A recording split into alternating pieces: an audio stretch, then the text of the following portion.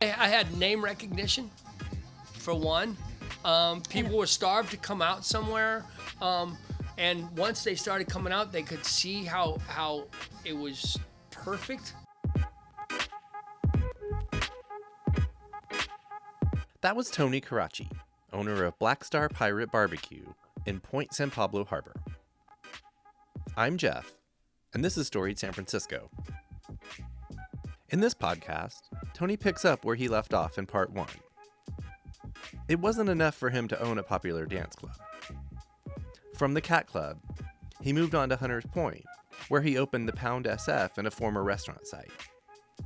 From there, he left Nightlife to do wedding planning for a few years before getting back into cooking, this time with barbecue and the Black Star Pig food truck. One of the places he took the truck, which won Best Food Truck in Marin in 2019, was Point San Pablo Harbor. It was around this time that Tony met his partner, Suzie Vasko. Quick editorial. My friend Courtney randomly found Black Star Pirate BBQ. My and Aaron's first visit felt like something out of a dream. Aaron's from the Bay Area, and I've been here 21 years. But neither of us had ever been to this place before. The drive there is a little wacky, but totally worth it. The harbor is quiet and quirky, like all water dwellings should be. And the location is as much of a part of the charm of Black Star Pirate as is the barbecue and Susie's decoration of the place. Here's Tony. And how that came about of me stopping the kitchen was in 1998, the city came in and said I had to earthquake retrofit. And so when they said that, they said it was going to take about 6 months to 6 weeks to retrofit the inside of the building because it was brick. And it took 8 months. And at that point, I'm like, you know what? I think I'm going to just tear the kitchen out and build a dance floor up front. And which I did, and build a DJ booth and everything the way it is now, and then I'll have 2 dance floors. And as soon as I opened back up in 1998 is when we started 1984. Okay, got it. In 98, after the shutdown. Right. That was like one of our first clubs we did. And, that must have been when you changed the name, too. Because it wasn't the Cat's Grill anymore. Right. It just became the Cat Club. Okay. Because there was no grill. Yeah. And so... this is getting very close to my personal story now, because I arrived in 2000. Okay. Just a little bit down the road from that. Speaking of 2000... Let's go into 1984 right away. Speaking of 2000, I mean, it was the busiest club in San Francisco on Thursday nights. Yep. I mean, we were packed every single Thursday. Yeah, I mean, if memories... I might have had a hard time getting in sometimes. Yeah, I mean, me and my door guy Gary would take bets on how many people would come through that night. Yeah. And I don't know how, but I was really good at that. Yeah. And I'd always come within like 10 people. Wow. Okay, that's talent. And he'd always have to give me $5. And he was like pissed all the time. Just $5. Old man Gary. Hey, old man Gary, if you're listening to this, hey, brother. Anyways, and like I said, speaking of 2000 is when I decided, well, I'm a live music guy. Mm-hmm. And so I want to open a live music venue. Okay. So I went out to, I'm always kind of funny. I went out to Hunters Point and found this place that was for sale, this restaurant. I'm like, this looks like a good place to have a club. And so I took over this restaurant. I can't even remember what the name of it was. But anyways, I kind of gutted it and put a stage in there. Mm-hmm. And I had an alcohol license, right? Mm-hmm. And there was a kitchen there, which I had to keep because that way I could have to go with the license. Right. Or, yeah. And I could do all ages. Right. Right. With the liquor license, which is something that's unheard of. Yeah. And because it was so far out, nobody came out there. Nobody came out to check what we were doing or anything. Yeah. And it became debaucherous because for about a year it was really hard for people to find it. And it was like, oh my God, it's all the way out here. Oh my God, we can't go to Hunters Point. But once they came and once they got there, they started coming back, and we would sell out every show. And what was the name of that place? The Pound SF. Yes. The Pound SF. And there's a theme there also that carries over to this place. oh yeah. About Yes. hard to find, but once you find it, It's magical. yeah. And we were debaucherous out there. I mean, so it was so small that I didn't have any dressing rooms. Okay. And it was so in the middle of nowhere. I'm like, how do I fix that? Well, I got a 40-foot container, just put it up against the wall, cut a hole in the wall, cut a hole in the container, and build 2 rooms on either side. And then I'm like, okay, I got my dressing rooms. Shit, man, I have no offices. So I got another 40-foot container, put it on top of it, Oh my God. and welded it together, and put a spiral staircase up the middle, and made 2 offices, one for my managers and one for me. Wow. And then I'm like, You're crafty, Tony.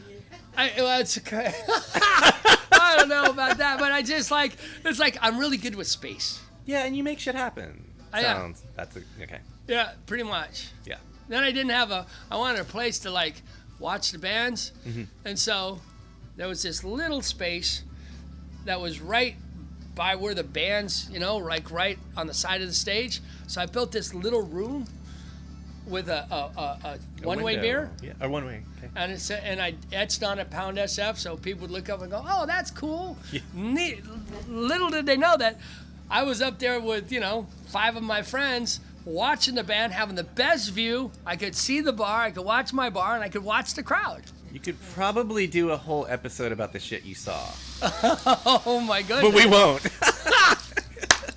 I'm just going to let everyone's imagination play out there. So, and then I did that till like 2010. Okay. And, Did you run the kitchen there, or? yeah. Well, Okay. I ran the kitchen. So you did I get wrote back into cooking there. I never stopped cooking. Okay. But you did at the Cat Club. Right. Stopped cooking, briefly. Right. I've always had my hand in the cooking. Okay. Because, to tell you the truth, that's really what I know how to do. Okay. It's really what I do. Yeah. All these other things are just things I've done. It's hobbies. Yeah. Cooking is my passion. Cooking is what I do. Okay. So then around 2007, I got rid of the Cat Club in 2005. I moved on. And how? Yeah, it's a tragic story, but anyways, I moved on from the Cat Club and had the Pound. And then around 2007, I opened up Fat City, which was over on 11th and Folsom, which Okay. was the old, it was right next door to the Paradise Line Transmission Theater. Right. Yeah. I opened that up, had that for about 3 years, and then I was done with nightclubs. I was like, I'm out of here. So I didn't do anything for a minute, probably 6 months or so, and then I became a wedding planner. No shit. What? You know why? Let's hear It's it. just like owning a club. Yeah. Different. Yeah. I mean, you book the band, you have to book the food, The music. You just throwing a party. Yeah. You're Right. just It's throwing just a party.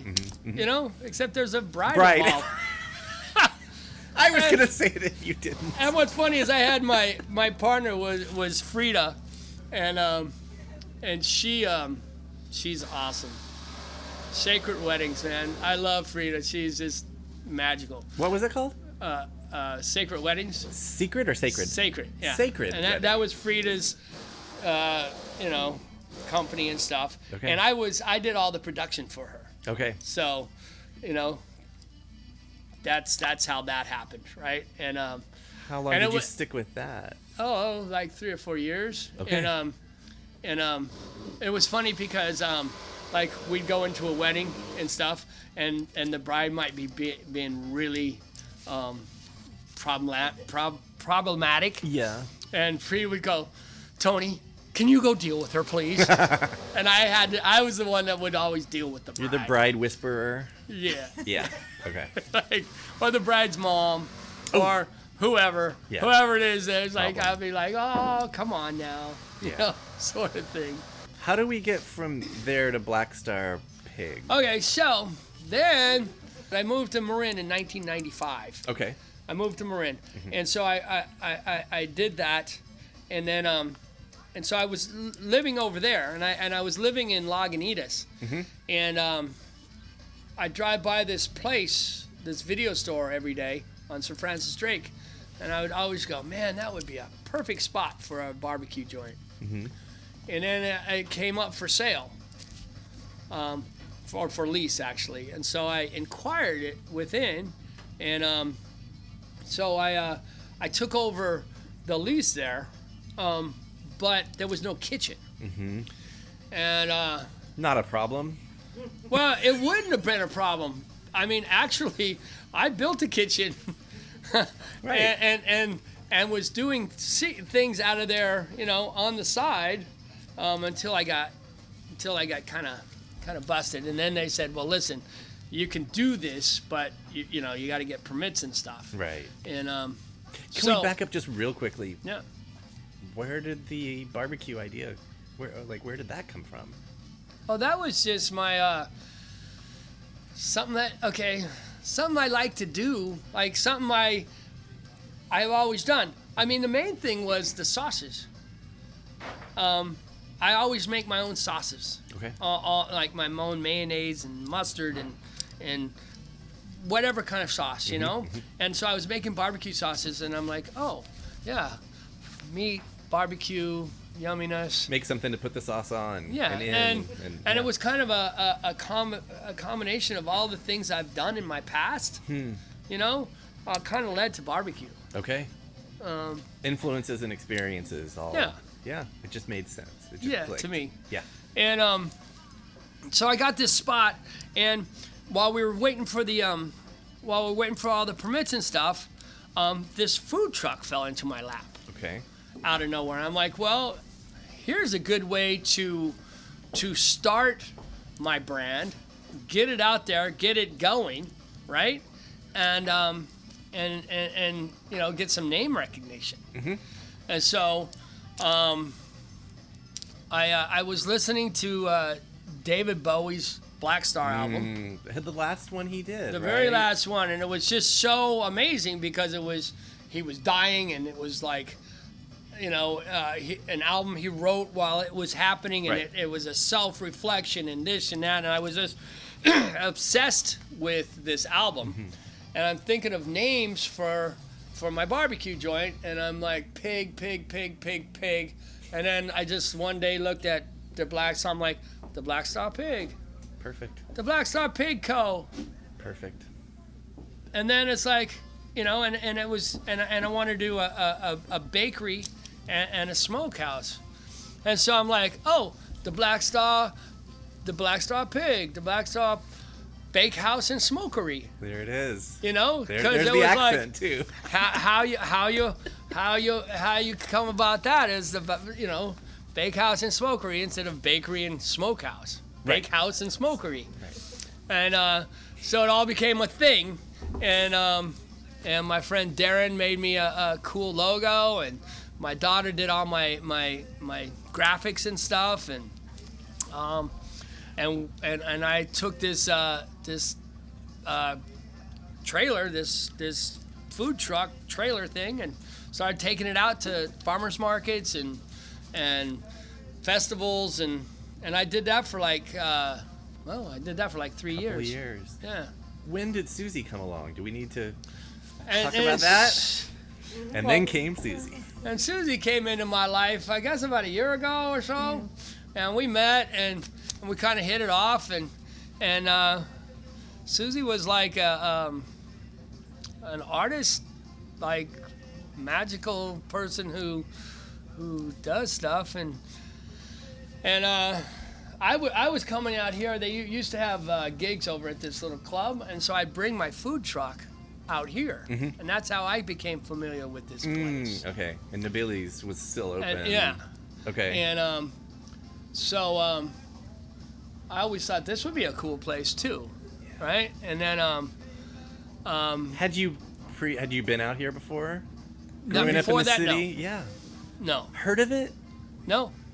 Point The San road Pablo wasn't Harbor. even paved. No, the road wasn't even paved.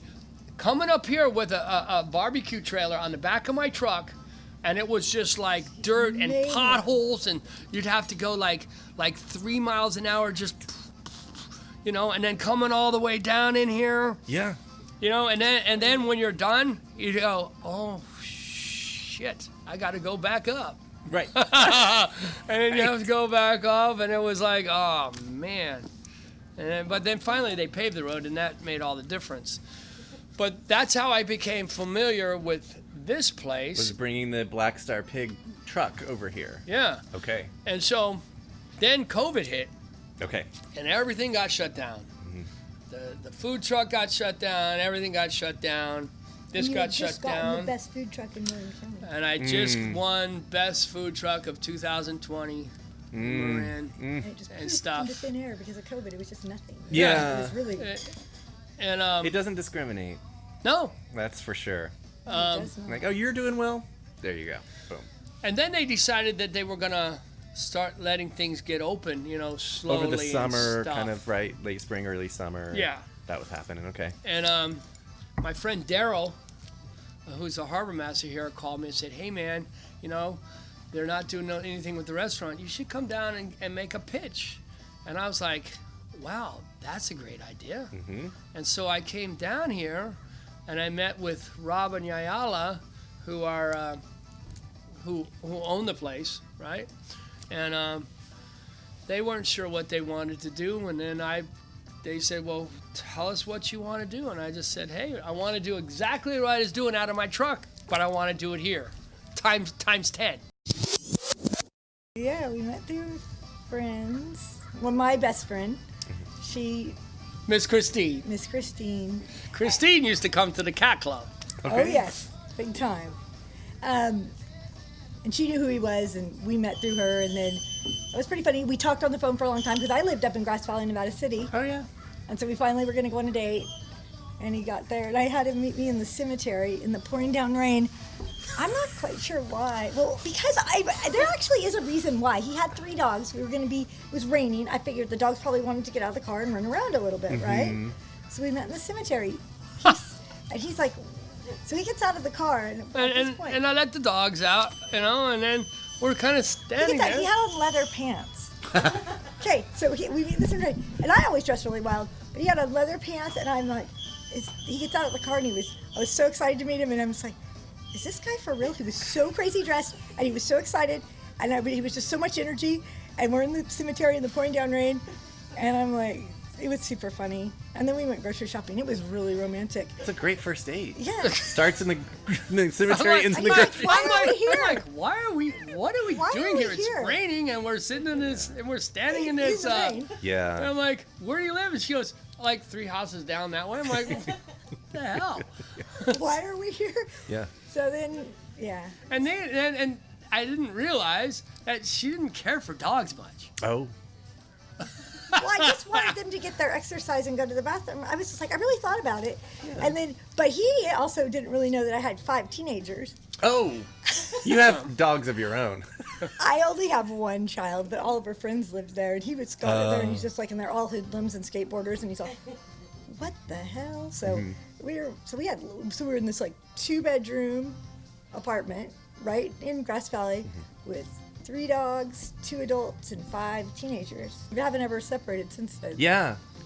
Well, I mean, for a few minutes here and there. Then, but you came down and moved down here eventually. Yeah, well, he, when he was making this deal here at the restaurant, we were completely together at that point. And right. He failed to mention it. So he drove up to surprise me, and I'm cooking dinner, staying at the stove, having no idea he's even coming up. All the kids know, but he had told them. Okay. So he walks through the door, and he's like, we have a restaurant and a boat. Let's go.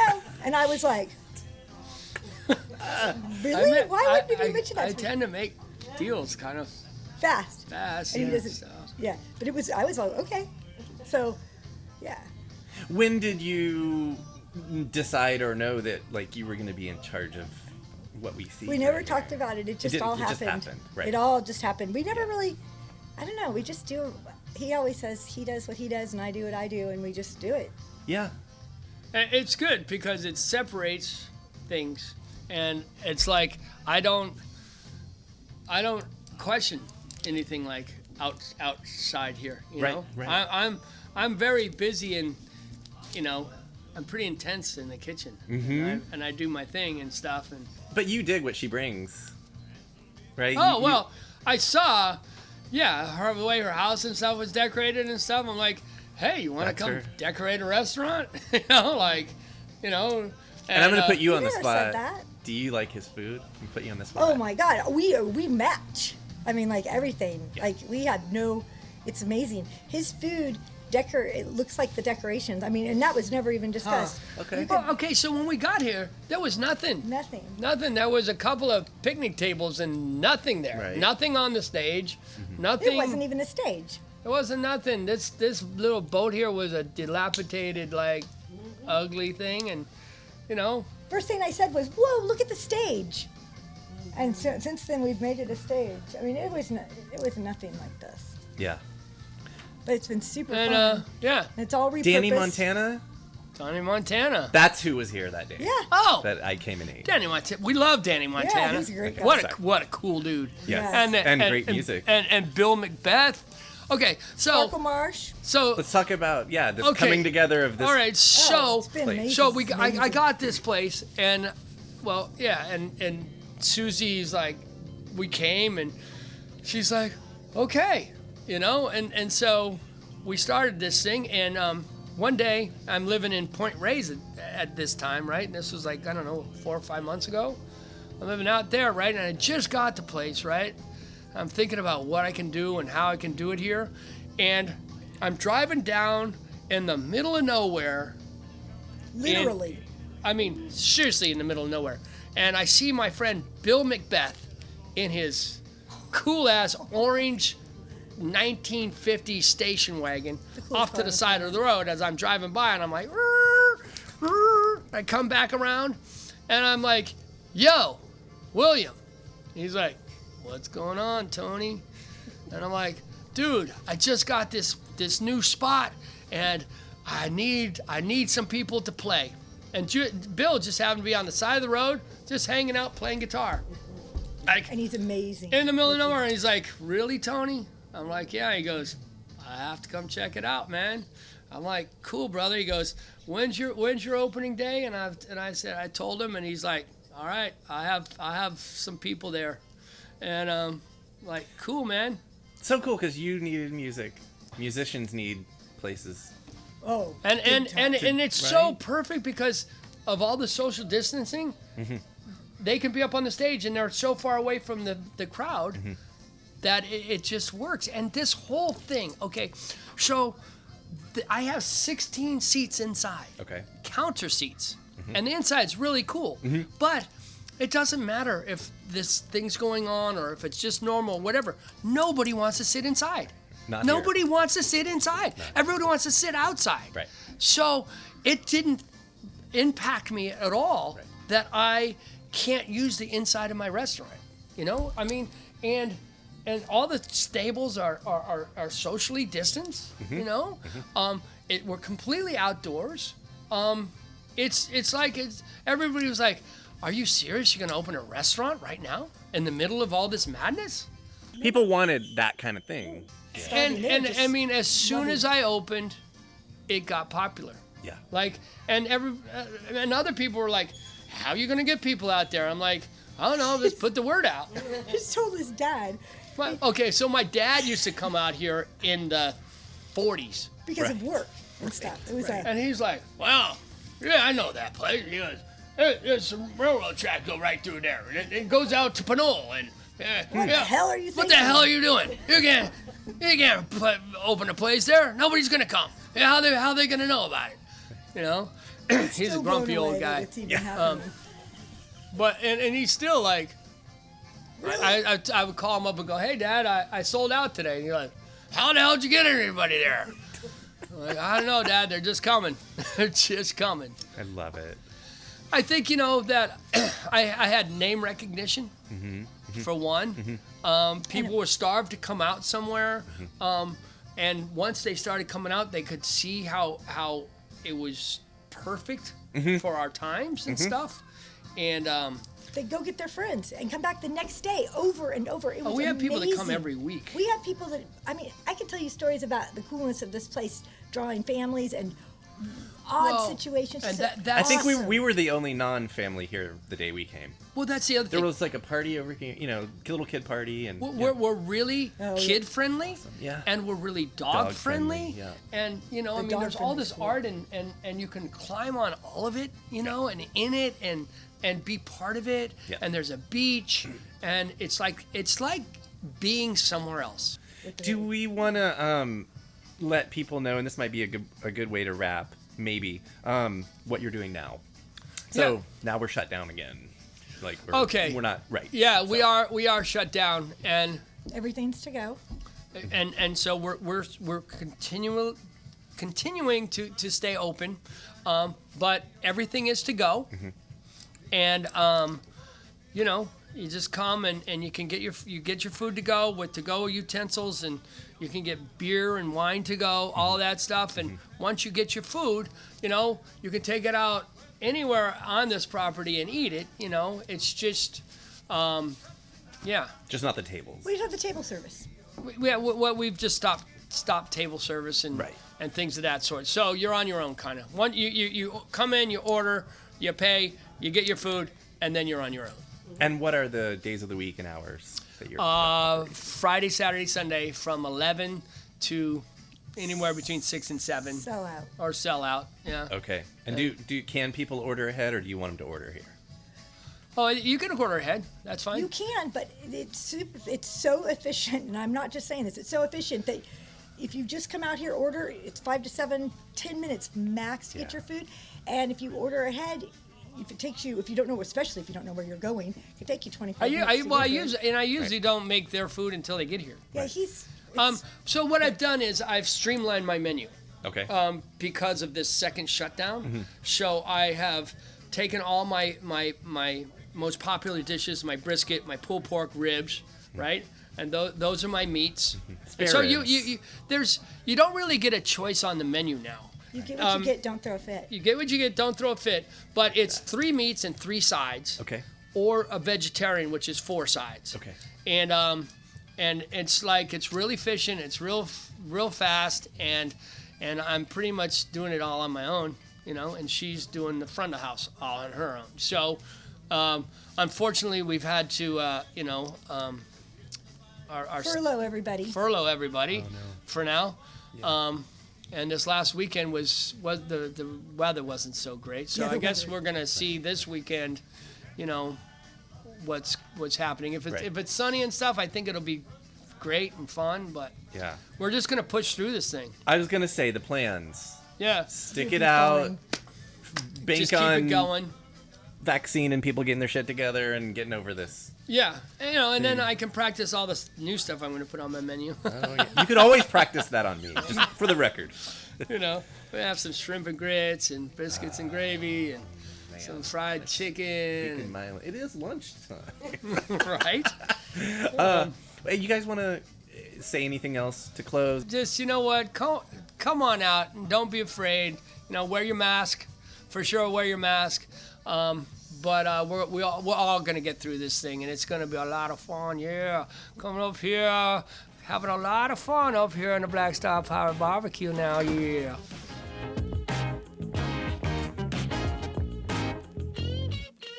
That was Tony Carracci. The next episode of Storied San Francisco is, somehow, the final podcast of Season 3. We're bringing back 2 past guests, Randy Burns and Jesus Barragan, to talk about the gay political groups they were part of back in the 1970s. It will be like nothing we've ever done before, and we hope you'll join us for episode 49 next Tuesday. Music for Storied San Francisco is by Otis McDonald. Photography is by Michelle Kilfeather. The show is hosted and produced by me. Michelle and I have produced more than 140 episodes over the last 3 years, and you can find them all at our website, storiedsf.com.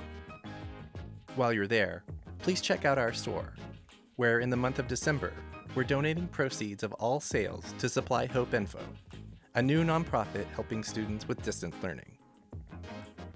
We're on Twitter, Instagram, and Facebook, where you can like, comment, and share the stuff we put out.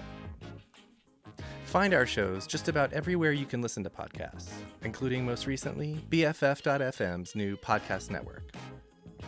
Please subscribe to stay up to date on all the content we publish. We love feedback, so if you have any, our email is storiedsf@gmail.com. Thanks for listening. Stay strong, stay safe, wear a mask, and stay healthy.